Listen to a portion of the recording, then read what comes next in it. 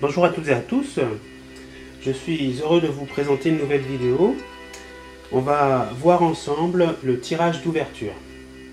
Mais avant de vous montrer la méthodologie de ce fameux tirage d'ouverture, je vais vous expliquer un peu comment brasser les cartes, comment couper les cartes, comment étaler les cartes face cachée en arc de cercle, tirer les cartes, placer les cartes. Je vous montre ça. Alors, la première méthode est le brassage des cartes. Donc, je vais vous expliquer comment vous devez brasser les cartes. Donc, pour brasser les cartes doivent être brassées en rond, c'est-à-dire qu'elles doivent être mélangées face cachée à plat sur la table en formant des cercles. Voilà, cette action peut être faite par le guide ou alors par le consultant. Et toutes cartes doivent être brassées avant chaque tirage. Je vous montre là maintenant la méthode qu'il faut employer. Alors, pour le brassage des cartes, voilà, nous avons notre fameux jeu, le grand, le normand, et donc nous allons les disposer comme cela, et ensuite les brasser en rond. Donc je vous montre comment je fais. Alors voilà, je les étale comme ça, et ce qu'on va faire, c'est bien sûr les mélanger bien sûr en rond. Voilà. Donc je mets en excuse, je n'ai pas énormément de place pour pouvoir brasser les cartes, mais la méthode est celle-ci. Voilà, vous brassez bien les cartes. Voilà.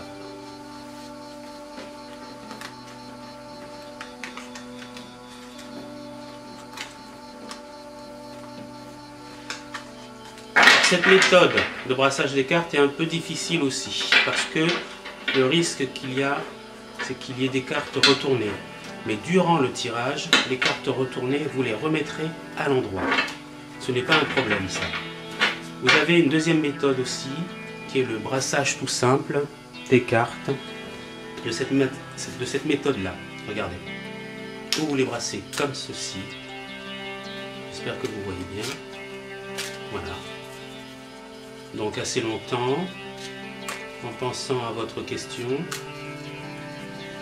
La question que vous devez poser doit être simple. Il ne doit pas y avoir une double question, voire une triple question. Une question du style: est-ce que Monsieur R trouvera du travail? Ou alors, est-ce que Madame Untel est amoureuse de Monsieur Untel? Vous voyez ce que je veux dire? Des questions très simples. Voilà, vous voyez, vous battez le jeu de cette manière-là. N'hésitez pas à bien méditer sur votre question et à battre le jeu aussi longtemps que vous voulez. Vous avez aussi une troisième méthode de battre le jeu. C'est un petit peu aussi la méthode qu'on utilise dans les parties de cartes, hein. On bat le jeu aussi comme ça. Alors voilà, vous avez plusieurs méthodes où vous étalez le jeu sur la table et vous les mélangez en rond, ou alors vous faites de cette manière-là. Il se peut qu'une carte tombe du jeu, bon, ben vous la reprenez, ou vous l'interprétez, ou alors vous la remettez dans le jeu, mais ça c'est pas un problème. Voilà, vous voyez comment on bat les cartes, ça relève d'une simplicité déconcertante. Voilà, vous pouvez faire comme ça aussi. Une fois que le jeu est bien battu, voilà, vous déposez le jeu. Alors là maintenant nous allons procéder nous avons bien sûr battu les cartes, brassé les cartes comme il se devait. Ensuite, nous allons couper les cartes. Donc l'action de couper les cartes est le simple fait de diviser le jeu en deux. Donc une fois que les cartes sont rassemblées, là vous voyez bien à la vidéo que les cartes sont rassemblées, elles forment un tas. Le tarologue, donc la personne qui va analyser et interpréter le tirage, demandera au consultant de couper le tas en deux parties. Donc le consultant, bien sûr, c'est la personne qui vient consulter le tarologue. Donc cette personne-là, normalement, se trouve en face du tarologue. Donc, je vais me mettre à la place du consultant pour que vous voyez bien comment je vais couper le jeu. Donc le jeu sera coupé en deux parties. Alors, il faut savoir que le jeu ne sera pas coupé en deux parties égales. La personne aura le choix de couper le jeu comme il l'entend. Donc il peut y avoir une dizaine de cartes dans une partie et 40 cartes dans une autre. Peu importe la manière, c'est le consultant qui va sentir la manière dont il va couper le jeu. Donc là je suis le consultant et je vais vous montrer comment je vais couper le jeu. Le jeu se coupe avec la main gauche.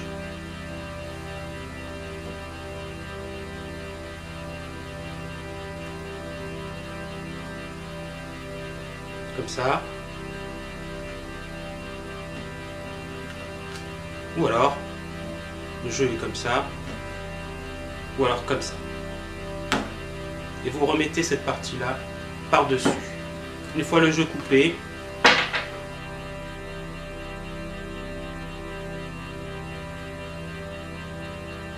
voilà. Ensuite, donc, le tarologue a bien sûr récupéré les cartes et a reconstitué le jeu qui avait été coupé dans le sens inverse de la coupe. C'est-à-dire que le jeu avait été, on va dire, coupé de cette manière-là. Voilà, là c'est le jeu coupé. Donc le tarologue lui récupère. Voilà. Donc ensuite, il va passer à l'étape suivante qui est étaler les cartes face cachée en arc de cercle. Donc le tarologue, après avoir constitué bien sûr dans le sens inverse de la coupe, étale les cartes sur la table afin de permettre le tirage. Il forme, ce n'est pas obligatoire de préférence, un arc de cercle de manière à ce que les cartes soient bien aérées. Mais bon, ce n'est pas une obligation de former un arc de cercle, vous pouvez tout simplement les étaler en ligne. Je vais vous montrer ça de la manière suivante. Donc, la manière dont il parlait, c'est comme ça, en arc de cercle, de manière à ce qu'elle soit bien aérée.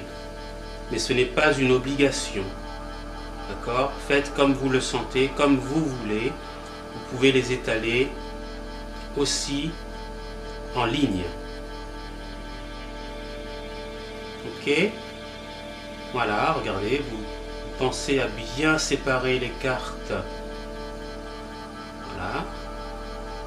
Hop, hop, hop, hop, hop, tac, ça fait bien un arc de cercle. Vous pouvez les avoir aussi de cette manière-là. D'accord? En ligne. Beaucoup le font. Hein. Beaucoup aiment séparer les cartes et étaler les cartes en ligne. Voilà. Alors maintenant que le jeu est étalé comme ça, le consultant va être prêt à pouvoir tirer le nombre de cartes indiquées, bien sûr. Si on lui demande de tirer 5 cartes, il tirera 5 cartes. Si on lui demande de tirer 7 cartes, le consultant tirera 7 cartes, et ainsi de suite. Alors, il est absolument libre, le consultant, de tirer les cartes qu'il désire. S'il a envie de choisir cette carte, ou celle-ci, ou celle-ci, ou celle-ci, c'est lui-même qui les choisira, le consultant. Bien entendu, le tarologue doit essayer d'intervenir le moins possible. Il doit se faire discret. il est recommandé de demander au consultant de placer les cartes face cachée les unes sur les autres, de constituer en quelque sorte un tas. Voilà, afin d'assurer l'ordre du tirage pour que l'interprétation soit la plus juste possible. Bien entendu, le tirage des cartes doit se faire dans le silence. D'accord? Donc il ne faut pas qu'il y ait des bruits de travaux ou alors d'enfants qui courent, qui chahutent, qui rigolent, qui s'amusent pendant un tirage. Il faut qu'il y ait une ambiance quand même assez détente, relaxante et puis vraiment pour favoriser la concentration et l'analyse, l'interprétation. Alors lorsqu'il s'agit d'un tirage de questions, le consultant doit tirer les cartes en se concentrant sur sa question. Alors voilà, on parle d'une visualisation mentale de la situation ou des personnages évoqués. Donc je vous montre un peu, si par exemple je tire 5 cartes, je vais vous montrer comment je vais me mettre à la place du consultant qui va tirer 5 cartes. Alors je suis le consultant et je vais tirer 5 cartes.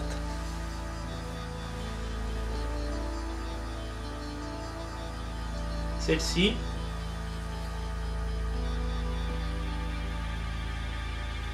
celle-ci,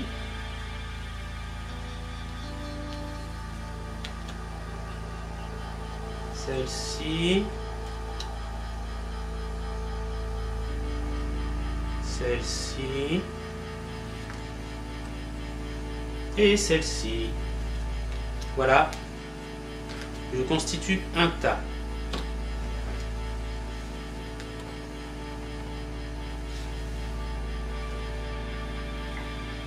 Voilà, le tas est là. Donc nous avons notre tas. Donc maintenant c'est le plaçage des cartes. Alors le tarologue, une fois qu'il a son nombre de cartes que le consultant a bien entendu choisi, il va pouvoir constituer son tirage, c'est-à-dire placer les cartes et les retourner dans le sens du tirage qu'il aura choisi. Par exemple, si c'est un tirage en ligne, si c'est un tirage en colonne, si c'est un tirage en croix. Voilà.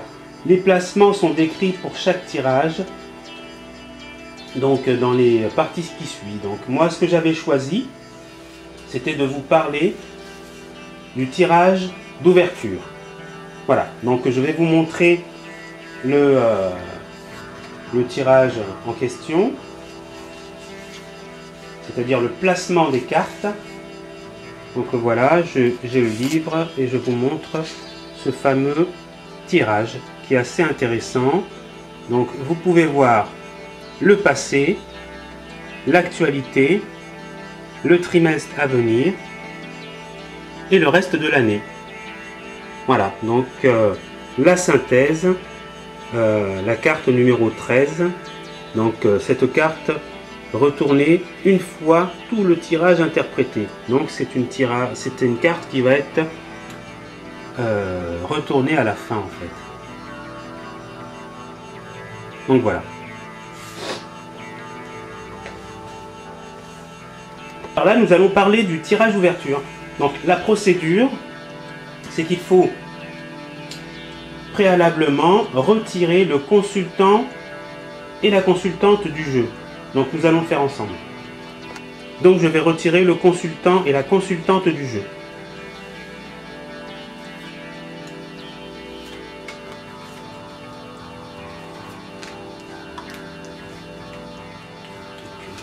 Ah ouais.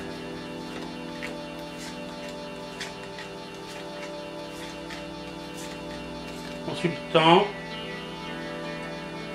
je l'enlève, et consultante du jeu. Voilà.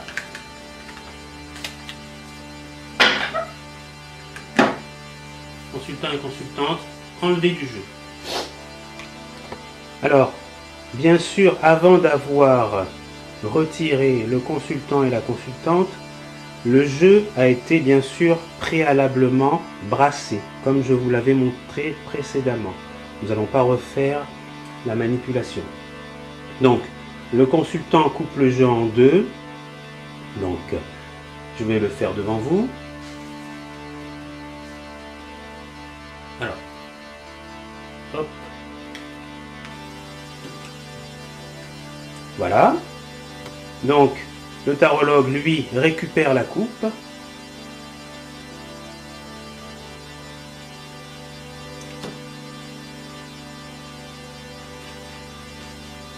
Et ensuite, le consultant doit ensuite tirer 13 cartes.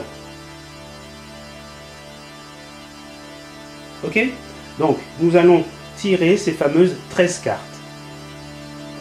Donc, pour tirer ces fameuses 13 cartes, bien entendu, nous allons refaire, comme je vous avais expliqué précédemment, le plaçage des cartes, ou en arc-en-ciel, ou alors vous étalez tout simplement le jeu en ligne.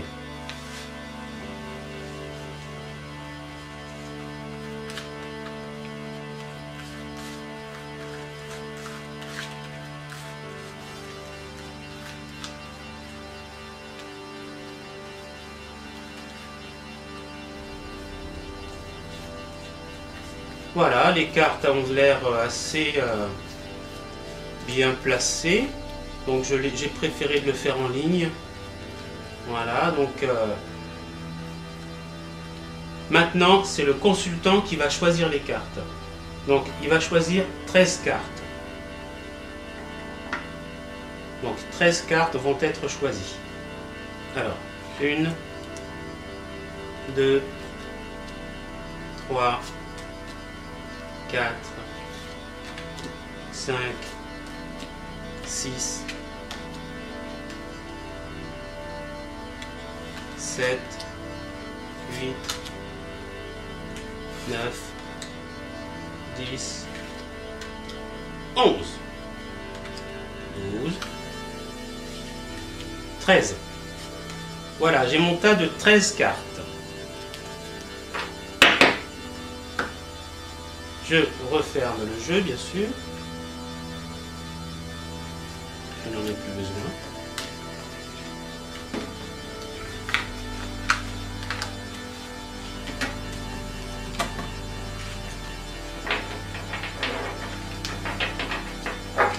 Voilà les 13 cartes. Plus consultant, consultante. Donc voilà, j'ai fait un petit peu de place pour pouvoir effectuer ce tirage. Donc placer les cartes sur la table, les 13 cartes. Donc nous allons commencer par le consultant ou la consultante. Donc il s'agit bien sûr de placer au centre ou si le consultant est un homme, eh bien on mettra au centre du jeu la carte du consultant qui est celle-ci. Si en revanche la personne qui vous consulte est une femme, on mettra au centre du jeu cette carte qui est la consultante. Donc on va choisir, donc on est obligé de faire un choix, donc on va choisir une dame consultante qu'on va mettre au centre du jeu. Voilà, à peu près là bien sûr. Donc nous allons placer maintenant les cartes du passé qui sont le 1, 2 et 3. Donc, première carte, deuxième carte, troisième carte. Voilà, donc je les place comme ça. Malheureusement, je n'ai pas trop de... Je ne dispose pas d'assez de place. Donc j'espère que vous voyez bien le jeu étalé. Voilà. Nous allons placer ensuite les 3 cartes suivantes qui parlent de ce qui se passe en ce moment, de l'actualité. Donc c'est les cartes numérotées 4, 5 et 6. Je les place maintenant. 4, 5 et 6. On va la mettre à l'endroit. Voilà. Ensuite, nous allons placer bien sûr le trimestre à venir. Donc trimestre qui veut dire 3 mois, donc c'est ce qui va se passer plus tard. Donc ce sont les cartes qui portent le numéro 7, 8 et 9. 7, 8,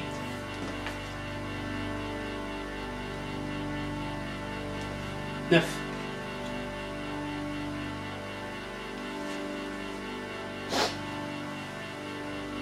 Je vais les déplacer un petit peu. Voilà.